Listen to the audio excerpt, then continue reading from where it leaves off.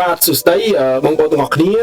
ថ្ងៃនេះខ្ញុំមានប្រធានបទមួយចង់ចែកម្លែកជាមួយនឹងបងប្អូនទាំងអស់គ្នាទាក់ទងនឹងសិទ្ធិអ្នកធ្វើការនៅក្នុងប្រទេសកម្ពុជាអញ្ចឹងដូចខ្ញុំក៏ជានយោជិតដែរដែលធ្វើការដែលជានយោជិតហើយតើយើងមានសិទ្ធិអីខ្លះក្នុងការដែលយើងដឹងថាវាជាសិទ្ធិមូលដ្ឋានរបស់យើងណាដើម្បីយើងកុំឲ្យបាត់អត្ថប្រយោជន៍របស់យើងអញ្ចឹងសូមបញ្ជាក់ដែរថា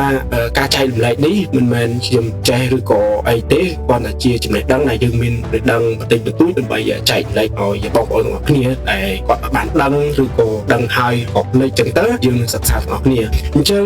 ថ្ងៃនេះខ្ញុំមាន content របស់ខ្ញុំមានទី1ខ្ញុំចង់ចាប់ផ្ដើមហើយទី2ខ្ញុំចង់ប្រាប់អំពីថាខែហើយម៉ោងហើយទី3យើងនឹងជជែកអំពីថ្ងៃឈប់សម្រាកតើមានមាត្រាណាដែលគេជជែកថាមានថ្ងៃឈប់សម្រាកហើយទី4យើងនិយាយពីការការពារហើយទីចុងក្រោយវាយ៉ាងម៉េចអញ្ចឹងផ្នែកទី1ខ្ញុំសូមធ្វើការចាប់ផ្ដើម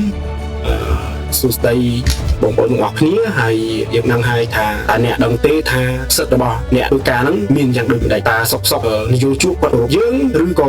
ដោយសារតែមានច្បាប់គឺនយោជកស្ដាប់យើងអញ្ចឹងថ្ងៃនេះខ្ញុំចង់ប្រាប់ថាតើលោកអ្នកធ្វើការនៅប្រទេសកម្ពុជាដឹងទេថាលោកអ្នកមានសិទ្ធិអ្វីខ្លះហើយតើលោកអ្នកទទួលបានប្រាក់ត្រឹមត្រូវទេហើយលោកអ្នកស្គាល់ទេថាថ្ងៃឈប់សម្រាកនិងសិទ្ធិក្នុងការថែទាំសុខភាពរបស់លោកអ្នកហ្នឹងត្រូវបាននយោជកដល់ឲ្យឬក៏តាមរយៈដែលច្បាប់គេសម្រាប់ឲ្យនយោជកធ្វើទៅតាមហ្នឹងអញ្ចឹង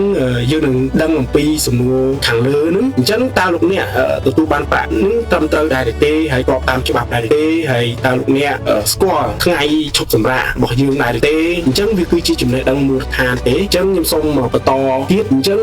មួយទៀតយើងសូមស្វាគមន៍បងប្អូនទាំងអស់គ្នាហើយនៅក្នុងវីដេអូនេះដូចខ្ញុំលើកឡើងពីខាងលើអញ្ចឹងគឺប្រធានបទដែលយើងចង់ដឹងមានតែប្រហែលចំណុចនោះទេហើយខ្ញុំសូមស្វាគមន៍សម្រាប់បងប្អូនដែលចូលមកមើលនៅក្នុង channel នេះហើយ